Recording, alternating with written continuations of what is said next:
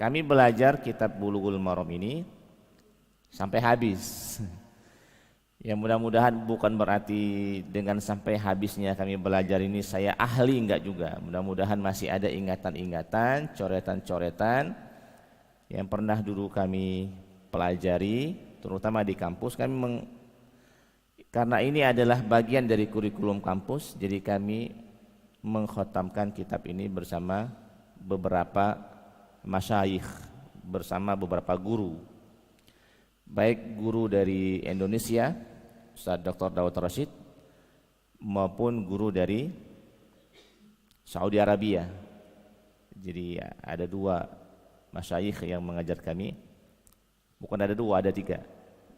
Kemudian yang terakhir kami belajarnya, menutupnya dengan bersama Syekh Dr. Ajuz, orang Mesir, lulusan Al-Azhar Kairo, memang asli Mesir tapi ditugaskan di Indonesia, hingga akhirnya selesai membaca kitab Bulughul Maram. Tetapi pada waktu itu kami membaca syarah Subulus Salam yang ditulis oleh Imam As-Sun'ani, orang Yaman. Nah, untuk Masjid Baitur Rahman kita diskusi, akhirnya kita pilih kitab referensi untuk menjelaskan ini adalah kitab Misbahuz Zolam. Kitab Misbahuz Zolam. Kenapa kitab Misbahuz Zolam ini akhirnya kita pilih? 1, pengarangnya orang Indonesia. Ini penulis orang Indonesia. Isinya bahasa Arabnya bagus sekali. Maksudnya saat kita baca buku ini, kalau kita tidak tahu pengarangnya, oh ini buku ini dikarang oleh orang Arab asli ini. Ibarat bahasa Inggrisnya mantap sekali, bahasa Arabnya mantap sekali ini. Nah, ini dikarang oleh orang kita, orang Indonesia. Namanya adalah Syekh Muhammad Muhajirin Amsar. Syekh Muhammad Muhajirin Amsar. Ini orang Indonesia. Lebih tepatnya ini orang Betawi, orang Jakarta. Orang Palembang wallahu alam bisawab belum sampai kepada saya. Misalnya orang Palembang yang menjelaskan kitab Bulughul Maram, apa belum sampai saja atau tidak ada, wallahu alam bisawab. Nanti perjalanan mudah-mudahan ada informasi tambahan. Di Palembang ini yang kuat itu sebenarnya adalah tasawuf.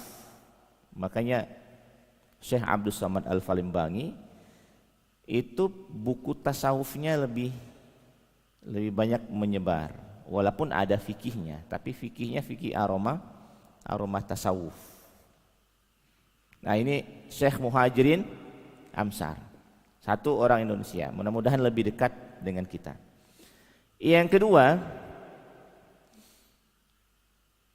Syekh Muhammad Muhajirin Amsar ini mazhabnya adalah Syafi'i. Jadi kitab Bulughul Maram ini dikarang oleh Ibnu Hajar Al-Asqalani, mazhabnya Syafi'i, yang menjelaskannya juga mazhabnya Syafi'i. Ya, karena begini, sebagian dari syarah kitab hadis Bulughul Maram ini kadang-kadang dijelaskan oleh bukan mazhab Syafi'i. Sehingga di sebagian misalnya penjelasan-penjelasan itu justru ada komen-komen, misalnya ada beberapa komen-komen yang kadang-kadang justru melemahkan mazhab Syafi'i. Misalnya ada orang ngaji kitab mazhab Syafi'i, misalnya saja ada orang yang mengkaji kitab mazhab Syafi'i. Kebetulan ustadz yang mengkajinya ini adalah bukan bermazhab Syafi'i. Saat dia membaca misalnya at-talaffuz bin niyyah mustahabbah, misalnya di dalam kitab Syafi'i, di dalam kitab mazhab Syafi'i menuliskan melafazkan niat adalah bagian yang dinilai baik. Karena saya bukan mazhab Syafi'i, saya akan mengatakan dan ini tidak ada dalilnya. Yang benar itu adalah tidak melafazkan niat, langsung saja. Kan ini maksudnya yang dibaca adalah kitab mazhab Syafi'i, yang menjelaskannya bukan orang yang bermazhab Syafi'i. Kadang-kadang beberapa komennya justru melemahkan mazhab Syafi'i. Harusnya mengalir saja. Harusnya mengalir saja. Kemudian saya masuk dalam bab yang lain, dan kunut subuh adalah sunnah misalnya. Kemudian didapat komen, ini hadisnya lemah oleh ustadznya misalnya. Ini tidak berlaku lagi. Yang benar adalah tidak ada kunut. Ya kalau gitu tidak usah ngaji mazhab Syafi'i kan. Ngaji kitab lain saja. Berikutnya, sekarang ini juga muncul beberapa lembaga pendidikan yang memberi nama dengan nama ulama-ulama mazhab Syafi'i. Lembaga pendidikan, pesantren, kampus, saya tidak mau menyebutkan nama secara khusus, tetapi isinya tidak secara persis mengajarkan keilmuan yang dianut, metodologi yang dianut oleh mazhab Syafi'i. Ini juga perlu menjadi perhatian Bapak dan Ibu semua, kalau seandainya misalnya menyekolahkan ke lembaga pendidikan yang mencatut nama mazhab, nama ulama-ulama mazhab Syafi'i, tapi lihat dulu di dalamnya apakah mereka memang mengajarkannya dengan baik atau nama itu hanya sebagai nama jualan saja. Misalnya Ustadz Windu punya yayasan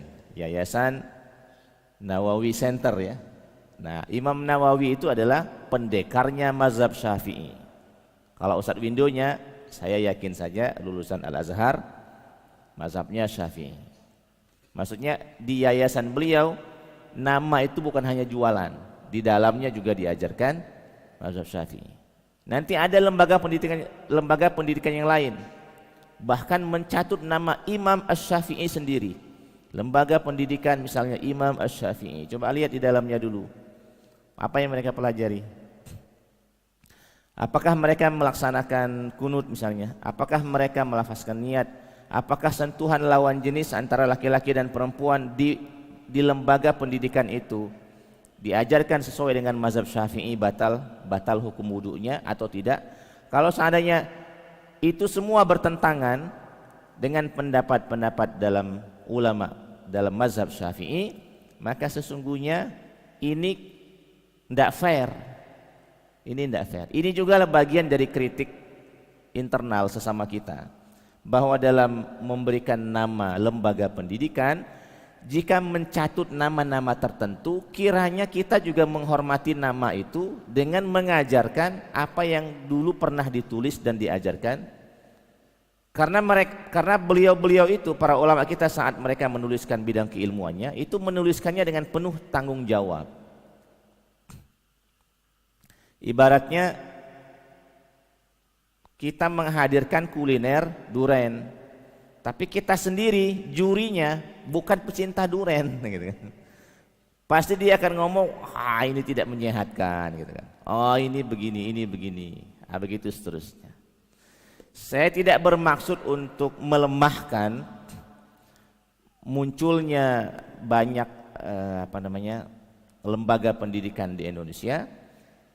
Kita hanya fair saja, maksudnya kalau seandainya modelnya begitu, enggak usah kasih nama Imam Syafi'i, enggak usah kasih nama yayasan Imam An-Nawawi misalnya ya, enggak usah kasih yayasan nama Imam Ibnu Hajar Al-Asqalani. Fair saja. Misalnya di sebagian lembaga mereka fair menuliskan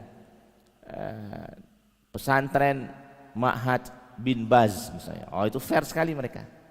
Mereka dengan sosok alim ulama bin Baz Saudi Arabia, mereka senang. Kemudian mereka bangun lembaga pendidikan, kasih nama itu dan mengajarkan apa yang diajarkan oleh bin Baz.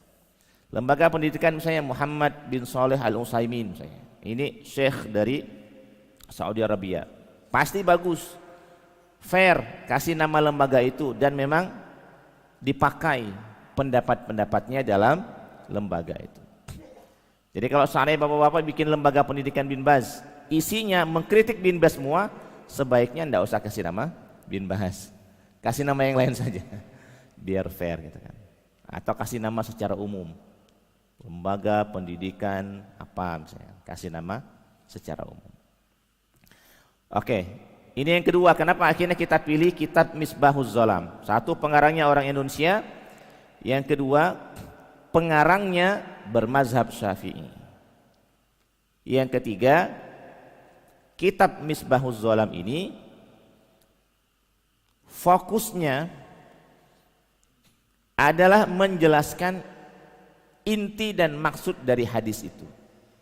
Misalnya hadisnya berbunyi ini, oh maksudnya ini. Jadi dia tidak terlalu bertele-tele. Tidak terlalu bertele-tele. Ini nomor 3. Nomor terakhir, nomor 4, kenapa kita pilih kitab Misbahuz Zolam ini? Karena Syekh Muhammad Muhajirin Amsar ini juga dalam beberapa poin menjelaskan khilaf ulama dalam tema yang beliau tulis ini. Misalnya dalam tema ini ternyata ada khilaf di antara para ulama. Mazhab Syafi'i pendapatnya begini, mazhab lain pendapatnya begini. Mazhab Syafi'i pendapatnya begini, mana dalilnya? Ini dalilnya hadis yang kita baca ini. Nah, jadi ini 4 hal yang akhirnya menjadikan kita memilih kitab Misbahuz Zolam, syarah atau penjelas dari kitab Bulughul Maram yang ditulis oleh Muhammad Muhajirin Amsar. Itu ada lanjutannya nanti di situ tadi ya, Ad-Dari. Nanti saya jelaskan Ad-Dari itu apa. Baik, berikutnya kita kenalan sedikit siapa sebagai muqaddimah, siapa Syekh Muhammad Muhajirin Amsar ini. Nama asli beliau adalah Muhammad Muhajirin Amsar Ad-Dari. Ini nama panjangnya, Muhammad Muhajirin Amsar Ad-Dari. Saya mengulang-ulangnya karena ini nama baru ya.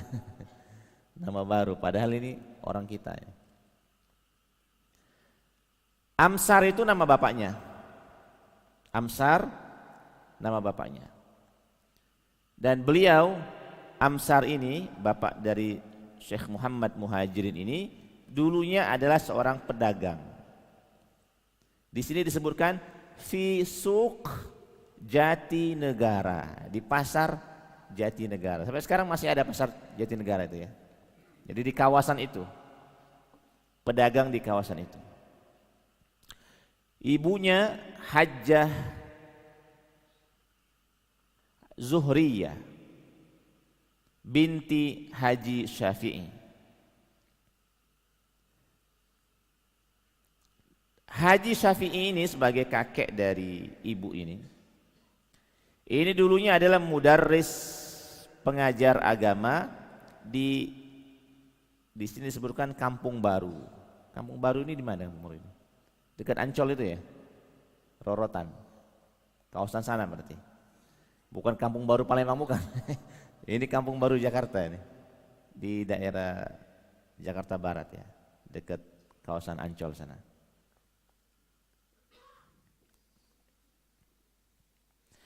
Wiladatuhu, kelahirannya. Wulida fi Jakarta, dilahirkan di Jakarta 10 November 1924 Masehi. 1924 Masehi.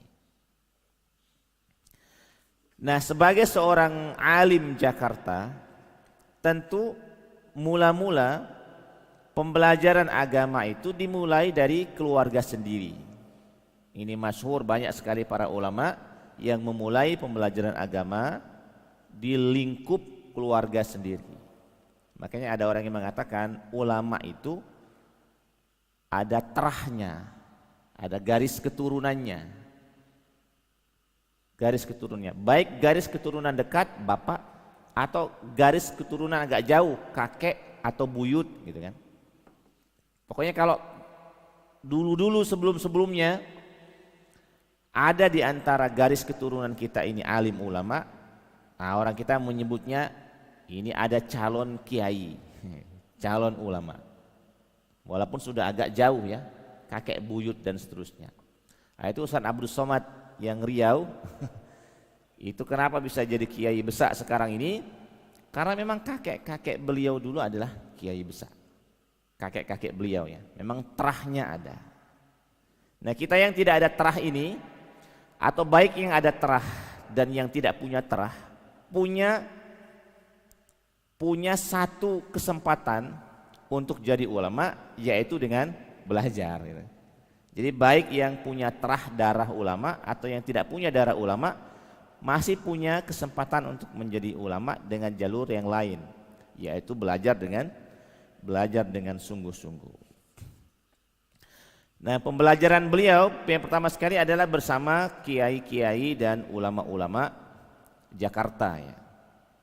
Secara umum seperti itu. Lalu kemudian setelah itu pembelajaran agama beliau diteruskan di Mekah.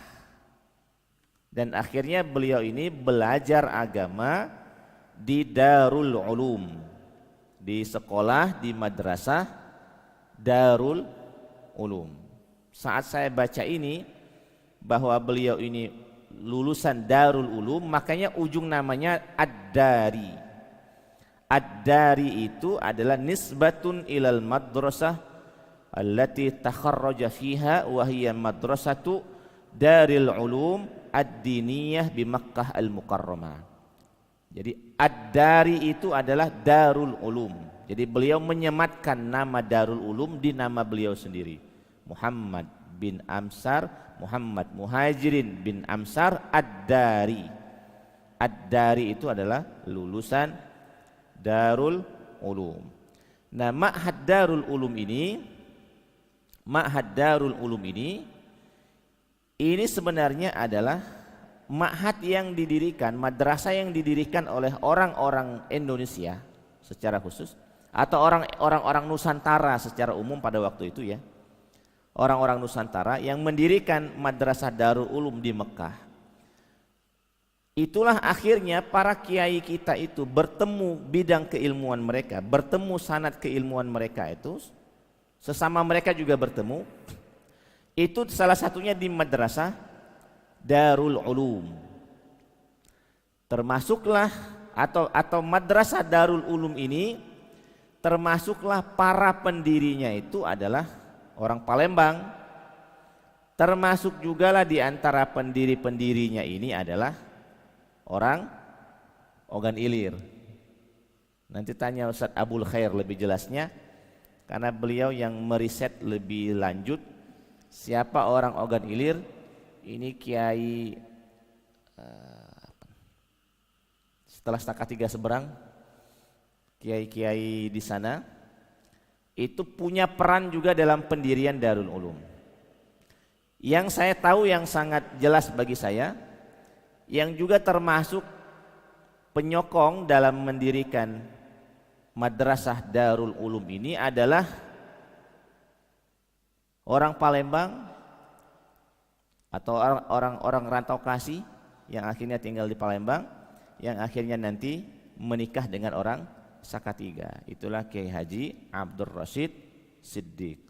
Ini termasuk pendiri Darul Ulum Mekah. Apa tugas beliau? Tugas Kiai Haji Abdul Rashid Siddiq ini diantaranya adalah mencari sokongan dana, fundraising. Caranya gimana? Caranya beliau silaturahim kemana-mana tempat. Ibarat kita mengadakan tabligh seperti itu, tapi sebelum tabligh beliau ngaji dulu. Di Mekah ngaji, di Malaysia ngaji, di Indonesia ngaji, di mana-mana ngaji dulu. Kemudian ngumpul banyak orang, baru kemudian ibaratnya berbicara kita punya agenda besar, kita ingin mendirikan madrasah Darul Ulum di Mekah, minta sokongannya kira-kira. Ini apa namanya? Sejarah ringkas Darul Ulum itu ya. Nah, akhirnya di Darul Ulum ini ditariklah para ulama-ulama besar Mekah untuk mengajar, juga ditariklah para ulama-ulama besar Indonesia untuk mengajar di sini. Salah satu di antara ulama hadis Indonesia yang mengajar di Darul Ulum ini adalah siapa? Al-Fadani. Siapa nama lengkapnya? Hah? Ya, orang Padang, Musnidud Dunia. Ini ahli hadisnya orang Indonesia yang belajar dengan Al-Fadani ini, bukan hanya orang Indonesia, bukan hanya Muhammad Muhajirin bin Amsar ini saja, tetapi termasuk ulama-ulama dunia belajar dengan ahli hadis orang Indonesia, Al-Fadani, orang Padang. Nah, termasuk beliau ini. Jadi beliau ini kenapa akhirnya bisa menjelaskan kitab hadis Bulughul Maram ini? Karena salah satunya adalah beliau ini belajar hadisnya kepada ahli hadis yang dijuluki dengan Musnidud Dunya. Selain dari beliau belajar dengan ulama-ulama yang lain. Kalau saya baca di sini ya, maksudnya orang dulu itu kalau belajar tuh tidak nanggung. Ini kitab-kitab yang dipelajari di Darul Ulum ini, masya Allah sekali ini. Kitab-kitab besar semua, baik fikih, baik tafsir, baik akidah, dan seterusnya. Nah, itu secara ringkas. Lalu kemudian selain dari ulama-ulama Mekah, Syekh Muhammad Muhajirin bin Amsar ini, yang tadi Al-Fadani tadi namanya Muhammad Yasin Al-Fadani ya, Muhammad Yasin Al-Fadani. Bahkan beliau mulazama di sini, ulazimus Syekh Muhammad Yasin fi baitihi wa fil madrasah. Jadi Syekh Muhammad Amsar ini sampai ngejar ke rumah Syekh Muhammad Yasin Al-Fadani. Syekh Muhammad Yasin Al-Fadani ini juga termasuk murid beliau adalah Profesor Dr. Kiai Haji Said Agil Hussein Al-Munawwar. Ini juga salah satu murid Syekh Muhammad Yasin Al-Fadani. Sampai ke rumah. Kata Syekh Muhajirin Amsar ini, saya baca di hadapan Syekh Muhammad Yasin Al-Fadani itu adalah kitab Muwatta Imam Malik. Masya Allah sekali, kitab hadis Muwatta Imam Malik. Bitamami min awwalihi ila akhirihi. Saya baca dari awal sampai habis. Masya Allah. Berikutnya saya baca katanya kitab Sunan Abi Daud. Saya baca kitab At-Tirmizi. Saya baca kitab An-Nasai. Saya baca kitab Ibnu Majah. Saya baca kitab Sahih Muslim. Saya baca kitab Sahih Bukhari. Kulluha bitamam. Jadi semua kitab hadis yang disebutkan ini tadi dibaca dari awal sampai habis di hadapan Syekh Muhammad Yasin Al-Fadani. Bacanya bukan baca sekali lewat cak kita baca koran, bukan, dipelajari nian. Kalau sekadar baca atau cak kita baca Quran 30 juz terus habis gitu kan. Tidak seperti itu, bacanya pelan-pelan dan dikomentari, ini maksudnya ini maksudnya ini, baru pindah ke hadis yang lain. Nah, Bapak Ibu semua, inilah menangnya metode klasik. Inilah menangnya metode klasik daripada metode kontemporer yang sekarang ini bandingannya kalau berdasarkan hasil ya masih menang dengan metode kalau belajar agama ya, metode menghabiskan kurikulumnya menghabiskan kitab per kitab, baru setelah itu kita misalnya mix dengan metode modern dengan menggabungkan banyak ragam pengetahuan. Kalau kita belajar agama itu sekurang-kurangnya ya, misalnya kita selesai satu kitab untuk seluruh tema, baru kemudian kita bisa perlebar. Misalnya kita belajar fikih, pernahlah misalnya kita mengkhatamkan satu kitab kecil misalnya ya, supaya kita tahu gambaran fikih itu seperti apa. Kalau kita belajar hadis misalnya, sekurang-kurangnya kita pernah mengkhatamkan satu kitab hadis, walaupun misalnya selevel Bulughul Maram misalnya. Setelah itu baru kemudian kita bisa yang lain-lain. Dalam bidang tafsir misalnya makanya orang Indonesia sering membaca tafsir Jalalain. Karena kitab tafsir Jalalain ini adalah kitab tafsir yang sederhana. Kalau tafsir Ibnu Katsir itu sebenarnya levelnya sudah level kedua, level ketiga. Tapi tidak apa-apa, bagus semua. Sekurang-kurangnya kalau kita tidak punya waktu yang banyak, tafsirnya misalnya Jalalain. Nanti nahunya, nanti sorofnya, nanti paroidnya, nanti yang lain-lainnya. Setelah ada basic seperti ini, baru masuk ke dalam dunia pendidikan modern. Nah, kalau bisa mengkhatamkan banyak kitab-kitab besar seperti beliau ini, ya itulah kelasnya. Kita harus mengakui misalnya sekelas Gus Bahauddin ya, yang tidak pernah ke Arab sama sekali, itu kan produk pesantren. Tapi kan beliau ngaji kitab. Gus Bahauddin, beliau itu ngaji kitab. Ya, Gus Bahauddin, beliau ngaji kitab.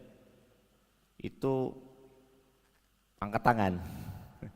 Maksudnya walaupun beliau tidak ada gelar, kita angkat tangan lah. Buya Ar-Razi. Ya. Iya, Buya Ar-Razi juga begitu, walaupun belakangan Buya Ar-Razi ada beberapa kritik yang diberikan kepada beliau ya. Tapi Buya Ar-Razi keilmuannya bagus.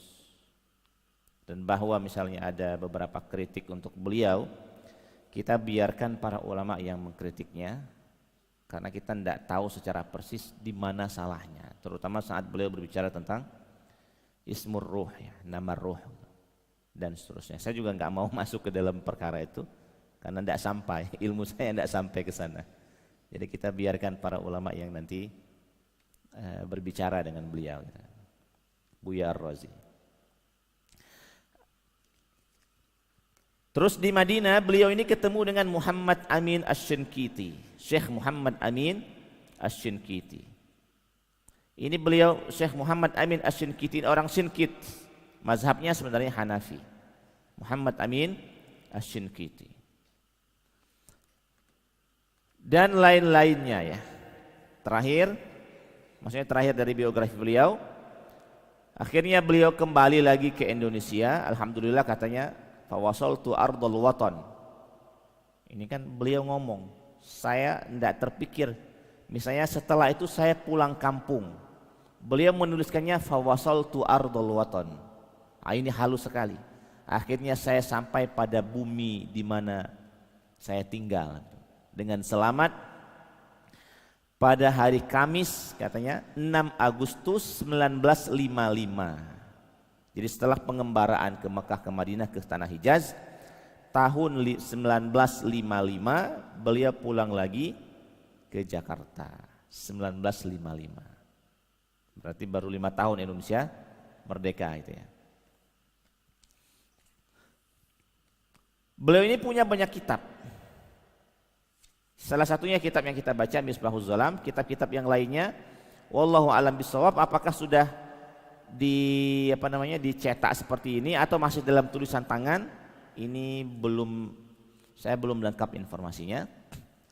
Dan terakhir tufiya yaumal jumu'ah al mubarak, beliau meninggal dunia hari Jumat 29 Zulqa'dah 1423 Hijriah bertepatan dengan 31 Yanair 31 Januari 2003. Harusnya kalau bapak-bapak yang merantau ke Jakarta harusnya dengar nama ini ya. Tapi karena saya pribadi 2003 masih di dusun 2003.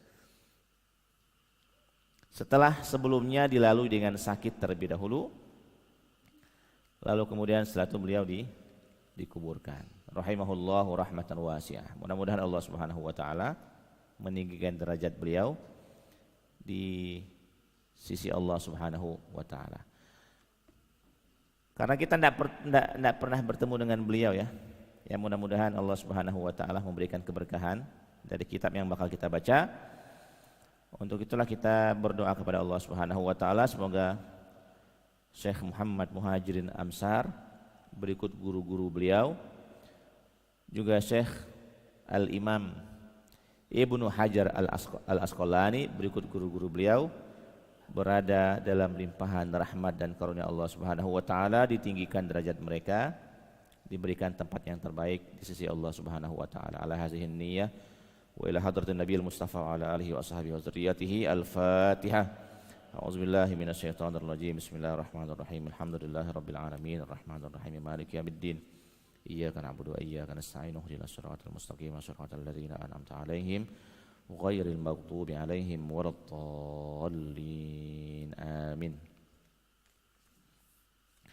Supaya ada faidah yang kita dapat selain dari biografi, kita baca beberapa hadis yang dimulai dari tema hadis Kitabut Thaharah. Balik Thaharah lagi kita. Kitab Thaharah. At-Thaharatu imma zahira wa imma batinah. Ini kata beliau. Thaharah itu, kesucian itu baik kesucian zahir atau kesucian batin. Ini Thaharah juga ini. Kesucian zahir itulah yang kita bahas, membersihkan najis, berwudu, tayamum, mandi wajib gitu ya. Ini kebersihan zahir. Sedangkan kebersihan batin adalah kebersihan hati dari penyakit-penyakit hati.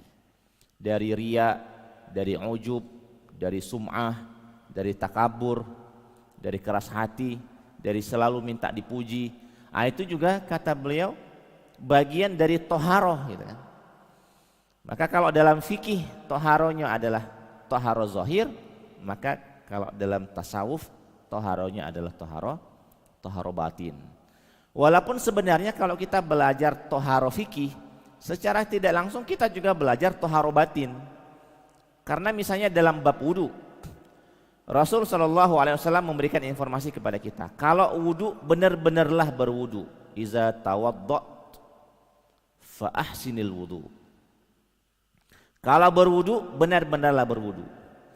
Mulailah dengan bismillahirrahmanirrahim. Cucilah tangan, kumur-kumur, basuh mukanya yang benar. Karena kata Rasulullah sallallahu alaihi wasallam, setiap yang kita lakukan dalam aktivitas berwudu itu secara tidak langsung juga Allah Subhanahu wa taala akan menggugurkan semua dosa-dosa dari anggota badan yang kita pakai untuk berwudu. Saat kita kumur-kumur, yang keluarkan air sebenarnya itu kan zohirnya, tapi batinnya sebenarnya yang keluar itu adalah kesalahan-kesalahan mulut kita, kesalahan-kesalahan lidah kita.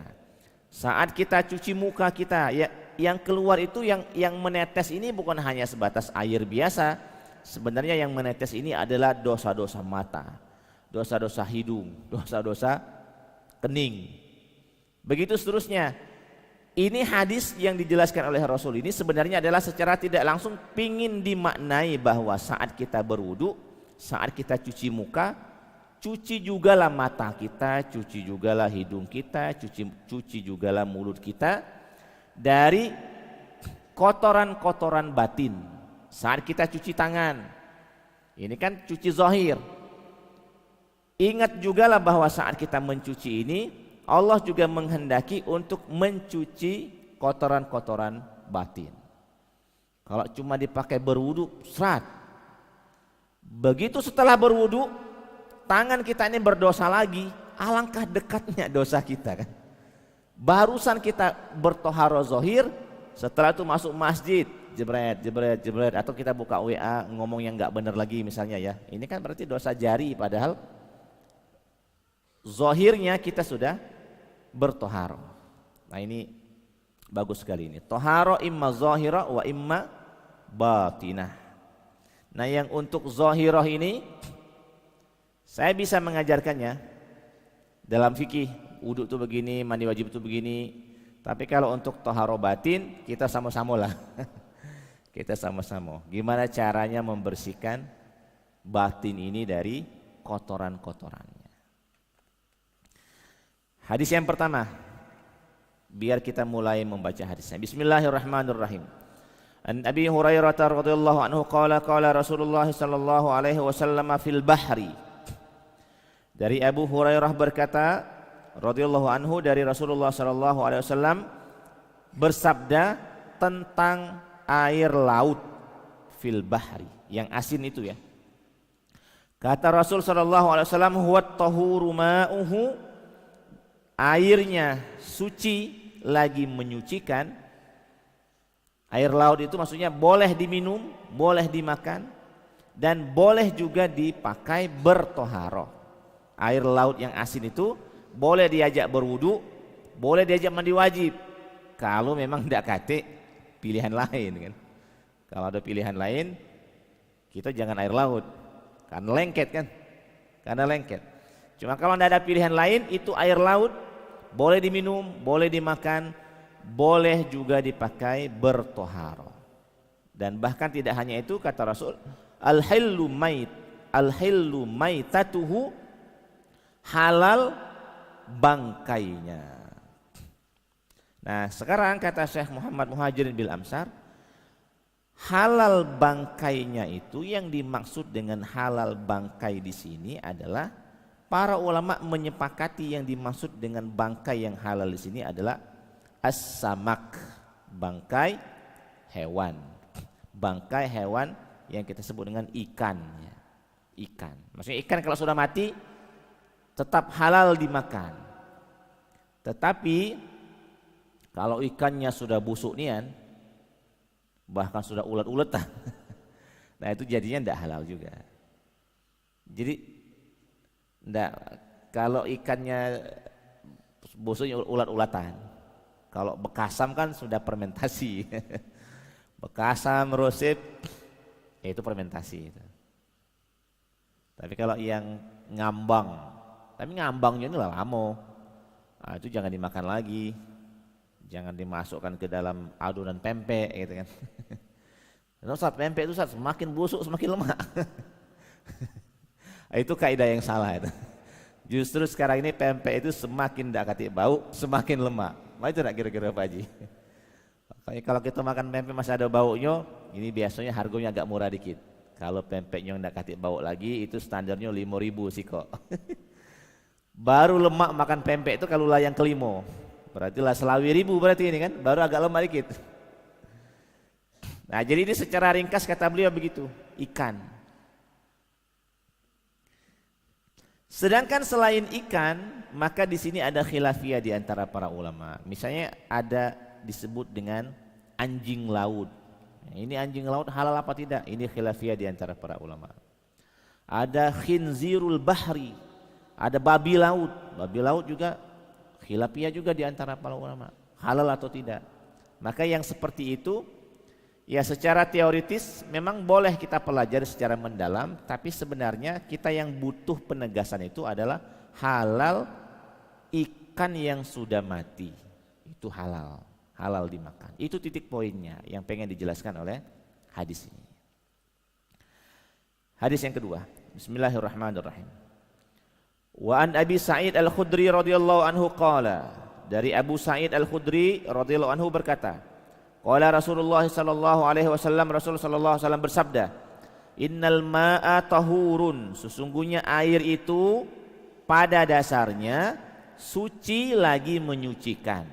Sesungguhnya air itu pada dasarnya suci lagi menyucikan, la yunajjisuhu syai'un, tidak ada yang bisa membuatnya najis. Ini pada dasarnya. Tapi hadis ini tidak boleh kita pahami begitu saja. Hadis ini harus kita bawa ke hadis yang nomor selanjutnya. Wa an Abi Umamah Al-Bahili, ini hadis nomor 3. Kita baca 4 hadis insyaallah. Qala berkata, qala Rasulullah sallallahu alaihi wasallam, Rasul sallallahu alaihi wasallam bersabda, innal ma'a la yunajjisuhu syai'un, sesungguhnya air itu tidak ada yang bisa membuatnya najis, illa ma ghalaba ala rihihi wa ta'mihi wa launihi, kecuali ada perkara, ada sesuatu yang akhirnya membuat air ini berubah aromanya, berubah rasanya, berubah warnanya. Nah maka 2 hadis ini kalau kita gabung di dalam mazhab Syafi'i, kata Muhammad Muhajirin bil Amsar ini, kalau airnya sedikit, fa inda Syafi'i annahu yunajjis bimulaqatin najasa. Kalau airnya sedikit, ini air ini dengan sedikit. Ini begitu kena percikan najis saja, maka dia otomatis jadi najis. Misalnya ini najis, ini air. Tiba-tiba misalnya masuk, misalnya ada kencing bayi misalnya, nyepret sedikit bayi yang sudah umur setahun gitu kan, nyepret sedikit di sini. Walaupun cuma sedikit saja, ini sudah jadi najis dalam mazhab Syafi'i. Tetapi kalau airnya banyak, dia jadi najis kalau berubah salah satu sifatnya, warnanya atau rasanya atau aromanya, baru dia jadi najis. Nah, kita baca hadis yang terakhir yang keempat. An Abi Abdullah atau an Abdullah ibni Umar radhiyallahu anhu qala Rasulullah sallallahu alaihi wasallam idza kana al-ma'u kullataini lam yahmilil khabath aw lam yanjus. Jika air itu lebih dari 2 kullah, maka dia tidak membawa kotoran atau dia tidak najis. Ini ada istilah 2 kullah. Maka air itu kategorinya banyak kalau dia 2 kullah berdasarkan hadis nomor 4 ini. Dan air itu dianggap sedikit kalau dia kurang dari 2 kullah. Jadi dalam fikih banyak dan sedikit itu ada di sini. Air itu disebut sedikit, kurang dari 2 kullah. Air disebut banyak, 2 kullah sampai lebih. Nah sekarang pertanyaannya 2 kullah itu berapa liter? 2 kullah itu khilafiyah di antara para ulama kontemporer berapa liternya, tapi kita ambil pendapat yang masyhur. Ini yang ditulis oleh Syekh Muhammad Az-Zuhaili. Syekh Az-Zuhaili beliau menyebutkan 2 kullah itu lebih dan kurang 270 liter. Kalau bak sekurang-kurangnya 60 cm panjang, lebar 60 cm, dalam 60 cm. Kalau dia penuh itu 2 kullah. Kalau dia penuh. Nah yang 2 kullah ini kalau dia terkena najis, tidak otomatis jadi najis kecuali berubah salah satunya. Aromanya atau rasanya atau warnanya. Tapi kalau dia sudah berubah, walaupun dia lebih dari 2 kullah, dia najis. Misalnya ada bendungan ini banyak airnya, tapi terkontaminasi, ada najis yang masuk ke dalam sana. Akhirnya berubah warnanya atau aromanya atau rasanya, maka air yang sebanyak itu jadi najis. Makanya Kali Ciliwung itu orang nanya, Ustaz, Kali Ciliwung itu ada kali-kalinya ya. Sungai-sungai kecil di Jakarta itu najis atau enggak? Kalau berdasarkan penjelasan dari Syekh Muhammad Muhajirin bil Amsar, walaupun dia sungai, kalau sudah terlalu banyak najis di dalamnya, berubah rasanya atau aromanya atau warnanya, dia jadi najis. Itu tidak bisa dipakai untuk bertoharo. Jadi hati-hati kalau kita punya air sedikit, dan hati-hati juga kalau kita punya air banyak, jangan sampai najisnya kebanyakan. Atas dasar ini juga lah akhirnya orang-orang tua kita dulu, kalau mereka bikin kamar mandi, itu baknya besar. Atas dasar ini, supaya saat mereka melakukan ritual toharo, baik wudhu maupun mandi wajib, mereka tidak ragu dengan air yang banyak ini. Kalau kita masuk kamar mandi, ada ember, kita mau wudhu, kan kita tanya dulu, ini kira-kira najis enggak? Karena kan ember, airnya sedikit. Makanya kalau kita masuk ke kamar mandi, jangan ambil wudhu di ember ini, buka keranan saja. Nah, tapi sekarang ini kan orang bikin kamar mandi hampir sekarang ini tidak ada lagi bak, ya karena airnya sudah di pucuk galau kan, sudah pakai tetmon. Nah itu kecanggihan pemikiran yang bagus sekali pakai tetmon. Jadi tidak ragu lagi. Kalau kita ke dusun-dusun, lihat aja di rumah-rumah orang, termasuk di rumah kami di Tangis Toko, di Sekatiga, itu kalau ke belakang itu baknya besar, baknya besar. Kata Ustadz Ahmad Sarwat di Jakarta, itu bukan bak Ustadz, itu kolam katanya. Kok rumah ada kolamnya katanya kan? Kok rumah ada kolamnya gitu. Nah, seperti itu. Itu biar jaga-jaga supaya tidak najis. Ini muqaddimah yang kita baca pada subuh kali ini. Ya mudah-mudahan ini menjadi wasilah kita untuk kembali membuka dalil-dalil fikih, terutama dalil-dalil fikih mazhab Syafi'i yang nanti insya Allah nanti akan kita komparasi dengan beberapa kitab-kitab yang lain. Saya kira kita cukupkan dulu sampai di sini karena waktu yang sudah berlalu dari bel ya. Sekarang tanya jawabnya nanti kalau ada yang pengen ditanyakan setelah kita sholat sunnah 2 rakaat. Subhanakallahumma rabbana wa bihamdika asyhadu an la ilaha illa anta astaghfiruka wa atubu ilaik. Wassalamualaikum warahmatullahi wabarakatuh.